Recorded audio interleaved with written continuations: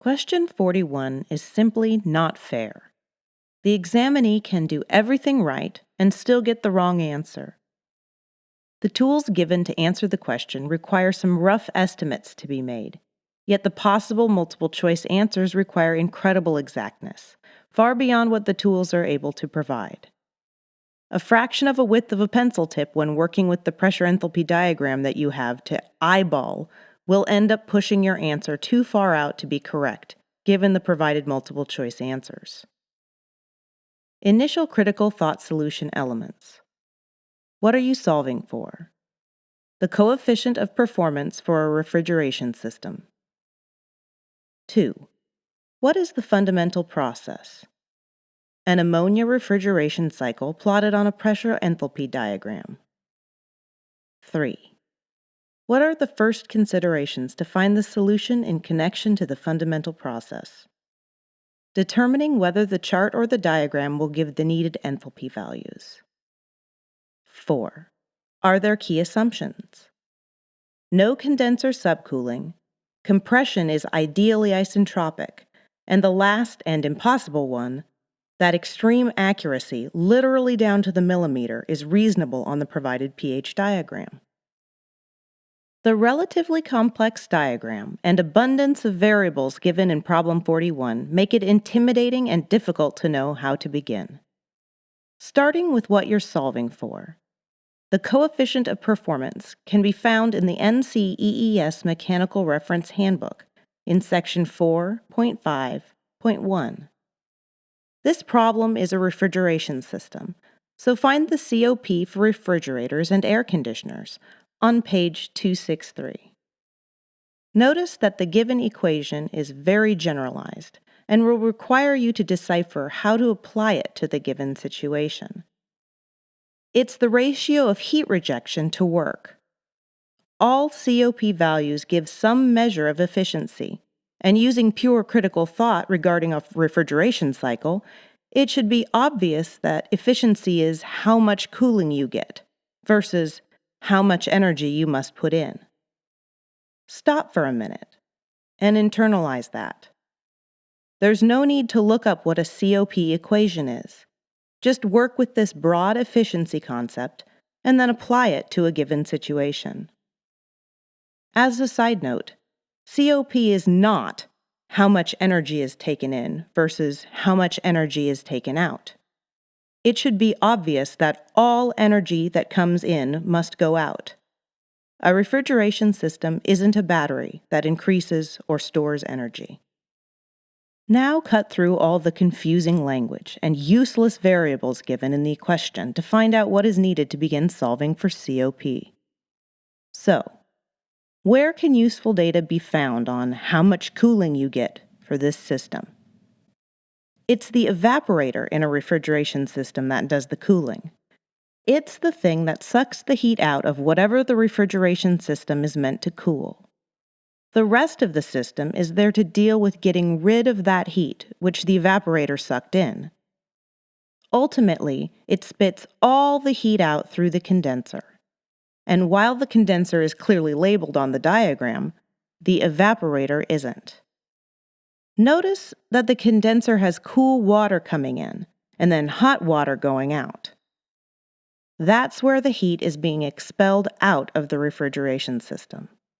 So, on the diagram, there's something similar and opposite with what's labeled the brine cooler. Hot brine is coming in and cool brine is going out. So, heat is being sucked out of the brine. That's where the cooling is happening. Knowing nothing else about the refrigeration system, it should then be obvious that the brine cooler is the evaporator.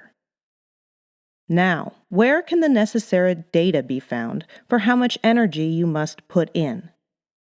Knowing almost nothing about the given equipment in the refrigeration cycle diagram, consider what needs to be powered in order to do something with the refrigerant going around the cycle. The compressor is the obvious choice. The act of compressing something requires energy input. It's possible for everything else in the system to be passive, yet a compressor must be powered. From elementary thermodynamics, one of the most common forms of work is the act of a piston compressing. So don't worry about receivers, oil separators, surge drums, or float valves. With nothing else but critical thought, it can be determined that the cooling is done by the evaporator and the work is done by the compressor. So the COP will look like this: cooling energy of the evaporator over work energy of the compressor. Refer to the NCEES Mechanical Reference Handbook on page 271, where it's labeled Refrigeration Cycle Single Stage. The first diagram shows what has been discussed: the evaporator sucking in the energy and the compressor doing work. Notice the order given on this diagram. The evaporator comes immediately before the compressor. So, exiting conditions for the evaporator are the exact same as entering conditions for the compressor. This is demonstrated in the label 1.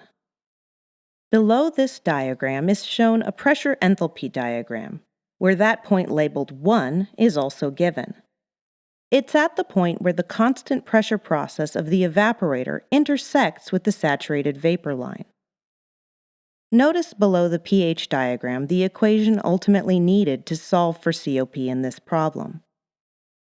Both forms of energy for the evaporator and the compressor are reckoned in enthalpy.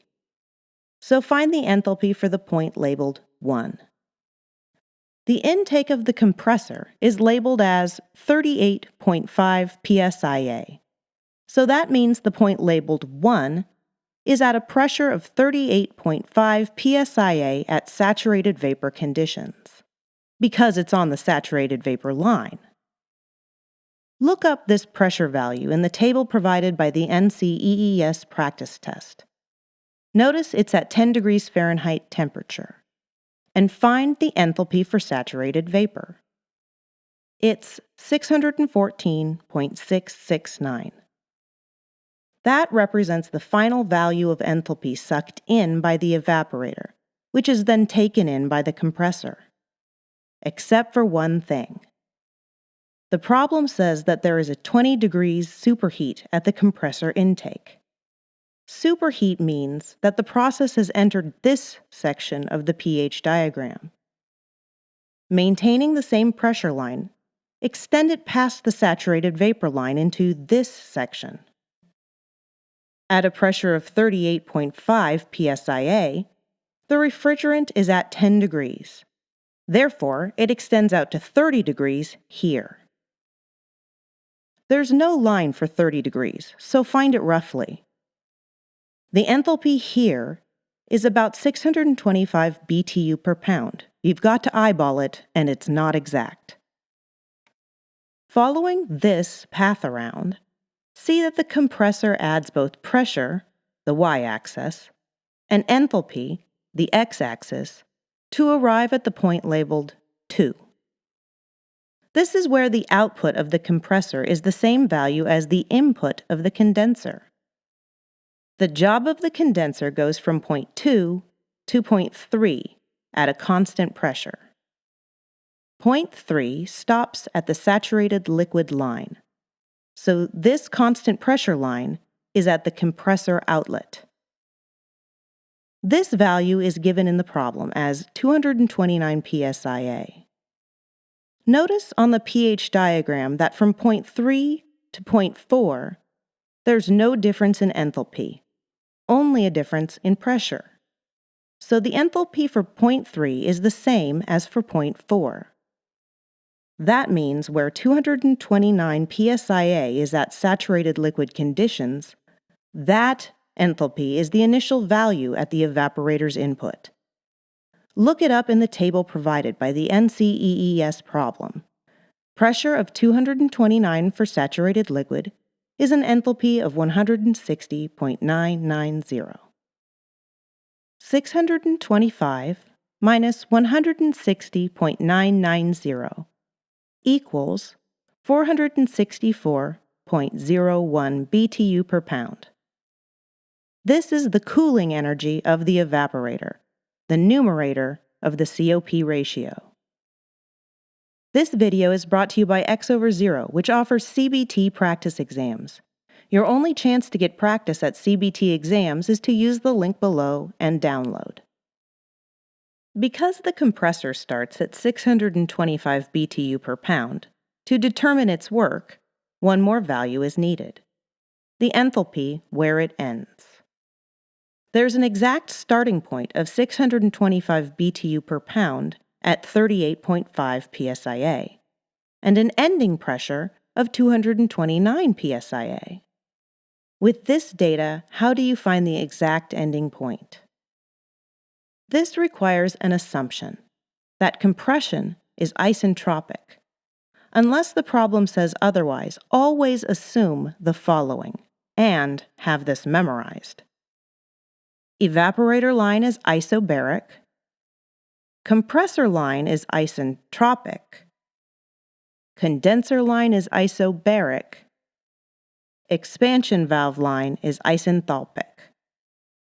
So, find the entropy line that intersects with 625 BTU per pound and 38.5 psia on the pH diagram. There isn't an exact line, you'll have to eyeball it, but it's roughly at 1.33 BTU per pounds degrees Fahrenheit, about 1/3 between 1.3 and 1.4. These entropy lines curve asymmetrically. Go up to the 229 psia line and find where it crosses 1.3, and go about 1/3 of the distance to where it crosses 1.4. That puts the value at roughly 743 BTU per pound. 743 minus 625 equals 118. This is the work energy of the compressor, the denominator of the COP ratio. 464.01 over 118 equals 3.9. Option C. Notice when working in the pH diagram, there was no exact lines for 38.5 and 229 psia. There was no exact line for the added 20 degrees superheat. There was no exact line for the 1.33 entropy. 1 millimeter in either direction for any or all of these could easily yield final COP calculations of 3.2 or 4.1, both wrong options in the multiple choice. You've had to roughly eyeball many values and think, if you were just off by 0.2, the most nearly option would have been D, incorrect. With large enthalpy values in the hundreds and spans in the pH diagram of 10s and 20s, and vague interpolated places to anchor the points, this question is much too unfair. The possible answers in the multiple choice should be further away from each other, or the values on the pH diagram should be intersections at actual lines. You could have done everything right and still got the wrong answer. The NCEES says most nearly in the question, but it requires basically impossible accuracy for the solution. To get good at questions like this, you should be able to quickly reference the NCEES Mechanical Reference Handbook, which will be your only reference material on test day. You can't do that by just reading through it like a novel. Get good at it the only way possible, by looking up lots of stuff in it. ExOverZero gives you the opportunity to do just that in a drill book for the NCEES Mechanical Reference Handbook. Use the link below to purchase.